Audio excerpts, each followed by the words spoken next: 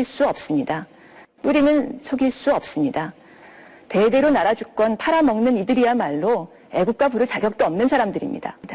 영장 발부는 내일 새벽에나 가능할 것이라는 게 아마 그러니까 대체적인 신문하는 시간이 어찌 됐든 간에 그다음 이제 고민하는 시간이 길어질 거기 때문에 이러나 저러나 최종 결정은 내일 새벽쯤에. 예. 검찰 조사에서는 부인을 많이 했다면서요. 그러니까 적극적으로 부인을 했고 말을 많이 했다고 그래요. 그렇지만 결과적으로는 부인이었는데 네. 오늘도 그럴까요? 모든 혐의를 부인할 가능성이 높다는 게 법조계의 대체적인 전망입니다. 박 전 대통령은 지난해 10월 25일 태블릿 PC가 공개된 뒤 하루 만에 첫 대국민 사과를 했죠. 그 부분 잠시 한번 들어보시죠. 예. 최순실 씨는 과거 제가 어려움을 겪을 때 도와준 인연으로 지난 대선 때 주로 연설이나 홍보 등의 분야에서 저의 선거 운동이 국민들에게 어떻게 전달되는지에 대해 개인적인 의견이나 소감을 전달해주는 역할을 하였습니다. 이때는 최순실 씨의 존재를 처음으로 인정하는 건데요. 그렇지만 내용적으로는 개인적인 의견이나 소감을 전달해주는 역할이라면서 사실을 축소하고 은폐하려 합니다. 그렇죠. 11월 4일 2차 대국민 사과를 했는데 그것도 잠시 들어보시죠. 2차입니다. 예. 국가 경제와 국민의 삶에 도움이 될 것이라는 바람에서 추진된 일이었는데 특정 개인이 이권을 챙기고 여러 위법 행위까지 저질렀다고 하니 너무나 안타깝고 참담한 심정입니다. 내가 이러려고 대통령을 했나 하는 자괴감이 들 정도로 괴롭기만 합니다. 예. 여기서도 미르와 K스포츠재단이 사익 추구가 아니라고 하면서 특정 개인 최순실에게 책임을 떠넘기죠. 그렇죠. 11월 29일 세 번째 대국민 사과를 하는데요. 잠시 들어보시죠. 저는 1998년 처음 정치를 시작했을 때부터 단 한순간도 저의 사익을 추구하지 않았고 작은 사심도 품지 않고 살아왔습니다. 그러니까 이거 말고도 지금 정규제 벌어진 TV 인터뷰를 여러 봐도 문제들 그렇고 역시 내 주머니로는 하나도 안 들어왔는데 내가 어떻게 공범이냐 이 주장을 계속하는 거잖아요. 내 주머니로 들어온 건 없다. 그렇죠. 근데 이제 거기에 대해서 법조인들은 이렇게 얘기를 하더라고요. 아니, 도둑이 같이 담을 넘었어요. A하고 B가. 근데 이 작물은 다 A가 취득했어요. 그럼 B는 도둑질을 안 한 거냐? 요런 논리를 얘기하니까 쉽더라고요. 그러니까 이렇게 부인을 하는데 1월 1일 갑작스럽게 열리는 기자간담회에서 삼성 합병에 대해서 완전히 엮은 것이 이렇게 또 부인했죠. 예. 정규제 TV에서도 경제 공동체를 엮어도 너무 어거지로 엮은 거다 이렇게 얘기하면서 빠져나갔잖아요. 그렇죠. 그러니까 박 대통령이 지금까지 일관되게 계속 부인으로 오고 있는 거 아닙니까? 예. 오늘 아마 영장 심사에서도 이런 기조가 유지될 것이다. 이게 유지될 지금 거다. 대체적인 관측입니다. 자, 그렇다면 자꾸 네. 이렇게 부인하면은 이게 증거인멸 우려 때문에 결국은 구속될 확률이 점점 높아지는 걸 알면서도 네. 왜 이렇게 박 전 대통령은 끝까지 부인을 하는가? 일관되게 부인하는가? 이유가 뭡니까? 첫 번째는 구속을 피하기 위해서입니다. 아니, 구속을 피하기 위해서 부인한다고요? 네, 박 전 대통령이 지금에 와서 자신의 잘못을 인정하고 사과한다면 어떻게 되겠습니까? 김현장님 그거 좀 봐주겠어요? 이제 와서 한다면? 네. 그럼 지금까지는 거짓말했던 거냐 또 이런 얘기가 나오긴 하겠네요. 아마 부인으로 일관하는 것보다는 기각 가능성이 조금은 높아지겠지만 예. 대세를 바꾸기는 어려울 겁니다. 대세를 지금 바꾸기는. 오히려 모든 걸 잃게 될 겁니다. 지지자들은 떨어져 나갈 것이고 예, 이제 예. 박 전 대통령은 갈 곳이 없어지게 됩니다. 지지자마저 떨어져 나갈 거다. 예, 그러니까 그러니 박 전 대통령은 끝까지 부인으로 일관할 것이고 설사 구속 수감이 되더라도 재판 과정에서도 부인으로 일관할 겁니다. 한 중진 법조인이 박 전 대통령이 이제 와서 범죄 혐의를 인정한다면 모든 걸 잃게 된다. 예. 끝까지 모르쇠로 일관할 거다. 이렇게 전망을 하더라고요. 두 번째. 끝까지 부인하는 이유 두 번째.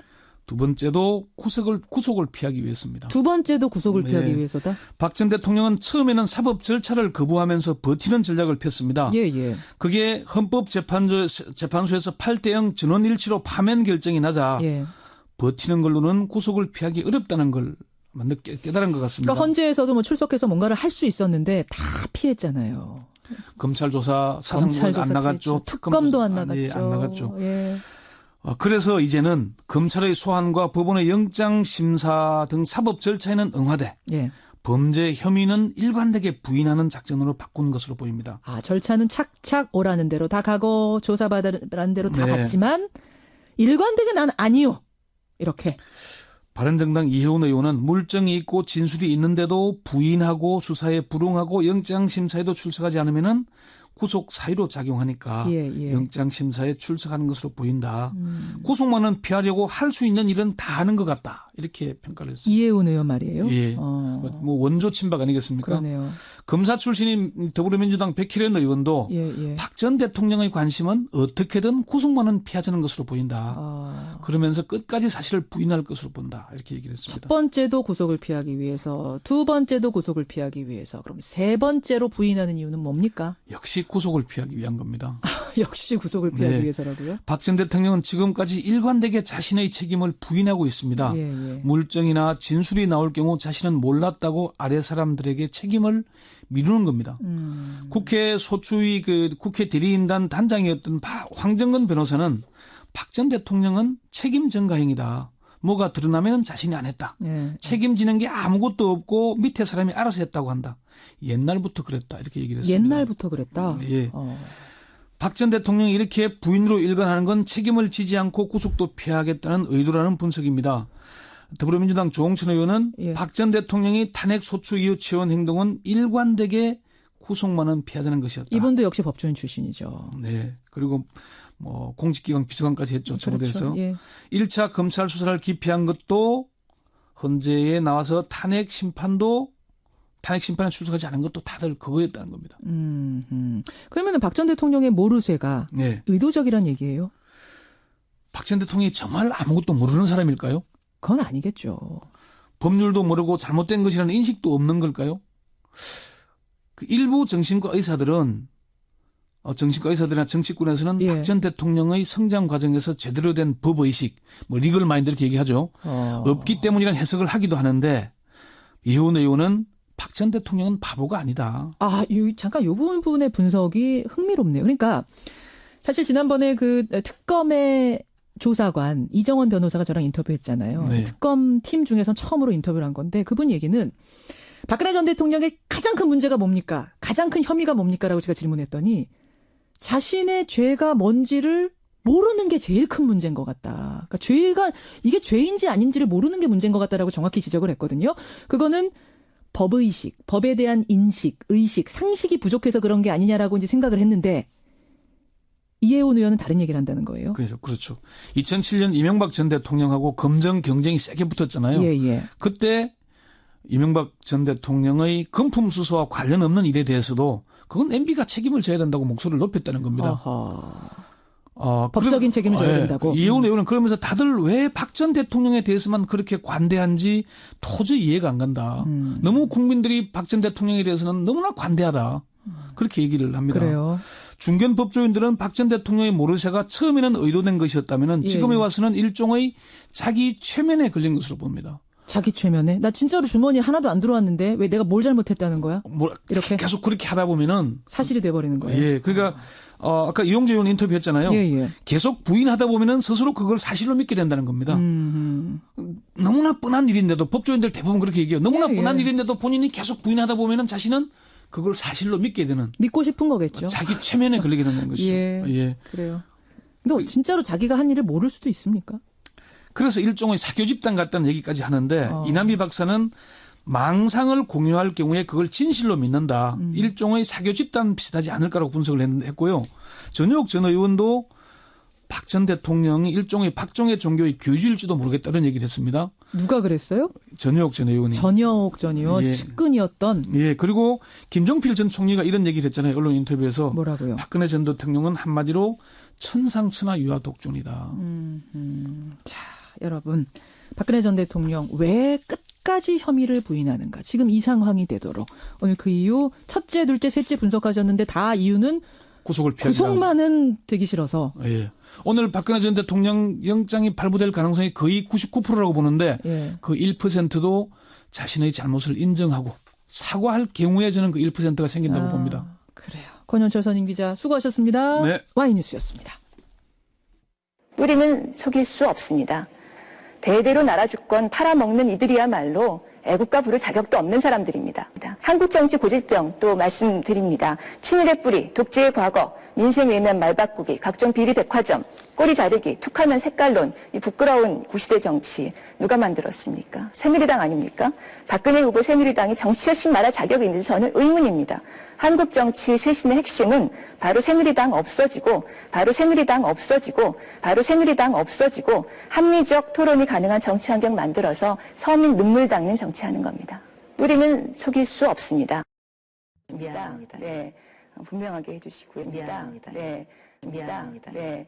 이것만 기억하시면 됩니다. 박근혜 후보 떨어뜨리기 위한 겁니다. 저는 박근혜 후보를 반드시 떨어뜨릴 겁니다. 불통, 오만, 독선의 여왕은 지금 대한민국에 필요 없습니다. 전두환 정권이 박정희 전 대통령이 쓰던 돈이라면서 박근혜 후보에게 6억 원 줬다고 수수료 받았다고 하셨잖아요. 이 돈 어디서 나왔습니까? 박정희 유신 정권이 재벌한테 받은 돈 그거 아닙니까? 충성혈서를 써서 일본군 장교가 된 닭깎기 마사오, 한국 이름 박정희. 우리 이정희 후보께서는 오늘 아주 작정을 하고 네거티브를 어떻게든지 해서 이 박근혜라는 사람을 어떻게든지 이번에 좀 내려앉혀야 되겠다고 작정을 하고 나오신 것 같아요. 답변의 시간을 다 소진하셨습니다. 박근혜 후보가 보여줬던 것처럼 전태일 열사 동상에 헌화하겠다고 쌍용차 노동자의 멱살을 잡아 끌어내는 것, 소통이 아니지요. 불통입니다. 지만 씨 비리 관련 의혹을 해소해야 한다는 말에 동생이 아니라고 하면 아닌 거라고 입도 못 열게 하는 것, 경청입니까? 오만과 독선입니다. 구시대 제왕적 리더십의 전형입니다. 유신 독재의 퍼스트 레이디가 청와대에 가면 여성 대통령이 아니라 여왕됩니다. 불통, 오만, 독선의 여왕은 지금 대한민국에 필요 없습니다. 한국 정치 고질병 또 말씀드립니다. 친일의 뿌리, 독재의 과거, 민생 외면 말바꾸기, 각종 비리 백화점, 꼬리 자르기, 툭하면 색깔론, 이 부끄러운 구시대 정치 누가 만들었습니까? 새누리당 아닙니까? 박근혜 후보 새누리당이 정치여신 말할 자격이 있는지 저는 의문입니다. 한국 정치 쇄신의 핵심은 바로 새누리당 없어지고, 바로 새누리당 없어지고, 바로 새누리당 없어지고 합리적 토론이 가능한 정치 환경 만들어서 서민 눈물 닦는 정치하는 겁니다. 지난 4월 달에 이제 민노당하고 단일화를 해가지고 김석희, 이재현 두 의원을 국회의원을 만드셨습니다. 그러고 나서 한 달 만에 그게 깨졌죠. 그 연대가요. 그러니까 아무 책임도 안 지고 당이 깨졌습니다. 연대가. 먼저 토론의 기본적인 예의와 준비를 갖춰주셨으면 좋겠는데요. 저희 당의 의원님들 성함은 김석기, 이재현 의원이 아니시고, 네, 이석기, 김재현 의원님이십니다. 미안합니다. 네, 분명하게 해주시고요. 미안합니다. 네, 미안합니다. 네, 미안합니다. 네, 미안합니다. 네. 이정희 후보와 통합진보당은 국기에 대한 경례도 하지 않고 또 애국가도 부르지 않는 것으로 알고 있습니다. 그런데도 이 나라에 대통령으로 출마할 자격이 있다고 생각하시는지. 제가 민주노동당 대표를 2년간 했지요. 통합진보당 공동대표도 했고 저를 못 보셨던 모양입니다. 제가 당 대표로서 국가행사에서 이런 국가 차원의 공식 의례들을 다 함께 했고 그 텔레비전에도 방송이 됐는데 왜 기억을 못하시고 지금 이 질문을 하시는지 저는 좀 이해하기가 어렵습니다.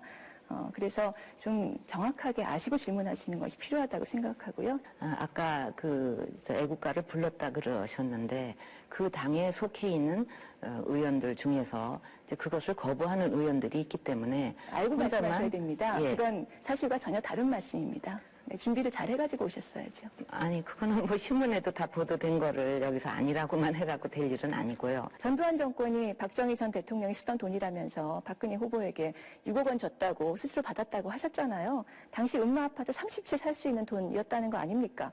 이 돈 어디서 나왔습니까? 박정희 유신 정권이 재벌한테서 받은 돈 그거 아닙니까? 박근혜 후보가 이사장이었던 정수장학회, 박정희 전 대통령이 국가재건 최고회의 동원해서 김지태 씨 협박해서 뜯어낸 작물 아닙니까? 박정희 전 대통령이 영남대 빼앗았고 박근혜 후보가 물려받아서 28살 때 이사장 하셨잖아요. 6억이나 이런 거에도 얘기를 하셨는데 사실은 그 당시에 그 아버지도 그렇게 이제 흉탄에 돌아가시고 나서 어린 동생들과 그 살 길이 막막한 상황에서 이런 거 아무 걱정이 문제가 없으니까 좀 배려하는 차원에서 이렇게 해주겠다 할 때 뭐 경황이 없는 상황에서 또 그거는 받았습니다. 그러나 저는 자식도 없고 또 아무 그런 그 어떤 가족도 없는 상황에서 나중에 그것은 다 사회에 환원을 할 것입니다. 또 그 정수 장학회나 또 영남대 문제도 전부 그렇게 보도가 된 바가 있는데 우리 이정희 후보께서는 오늘 아주 작정을 하고 네거티브를 어떻게든지 해서 이 박근혜라는 사람을 어떻게든지 이번에 좀 내려앉혀야 되겠다고 작정을 하고 나오신 것 같아요. 답변을 시간을 다 소진하셨고요. 새누리당 비리 굉장히 많은데 저지르면 다 박근혜 후보 지지율 지키느라고 다 꼬리 자르게 하잖아요. 이제 즉시 측근 비리, 친인척 비리 드러나면 즉시 대통령직 사퇴하겠다고 국민들에게 약속하실 의향 있습니까? 그렇게까지 의지를 피력하셔야만 더 이상 어떤 측근이나 친인척도 비리 안 저지른다고 생각합니다. 약속하십시오. 뭐 대통령직을 툭하면 사퇴한다. 그런 거는 저는 옳은 태도가 아니라고 생각을 합니다. 툭하면 나 대통령 관두겠다. 툭하면 후보 사퇴하겠다. 그거 얼마나 무책임한 일입니까? 저는 그런 거는 정치 공세라고 생각을 합니다. 정치 공세라고 생각을 합니다. 정치 공세라고 생각을 합니다. 남북이 계속 입씨름을 하다가 충돌을 되풀이하다가 임기를 보내는 게 사실 MB 정부가 했던 거 지금 실패 아닙니까? 그래서 저는 유신 시대 이 대결 상황에 그 대결 논리에 얽매이신 분께서 한반도를 책임지겠다고 나서면 안 되는 것이다 이렇게 생각합니다. 지금 대한민국에는 새로운 통일의 상상력을 현실로 만들어갈 대통령이 필요한데 그런 점에서 박근혜 후보는 너무나 부족함이 많으시다 생각하고 자격이 이미 구시대의 그 유신 시대의 그 사고가 머물러 계신 것이 아닌가 자격이 좀 없으신 것 같다 이런 생각합니다. 외교의 기본은 나라의 주권을 지키는 것입니다. 충성 혈서를 써서 일본군 장교가 된 다카키 마사오 누군지 아실 겁니다. 한국 이름 박정희. 해방되자 군사 쿠데타로 집권하고는 4대 매국 한일협정 밀어붙인 장본인입니다. 좌경 용공으로부터 나라 지킨다면서 유신 독재, 철권 휘둘렀습니다. 뿌리는 속일 수 없습니다. 친일과 독재의 후예인 박근혜 후보와 새누리당이 1년 전 한미 FTA 날치기에서 경제주권 팔아넘겼습니다. 대대로 나라 주권 팔아먹는 이들이야말로 애국가 부를 자격도 없는 사람들입니다.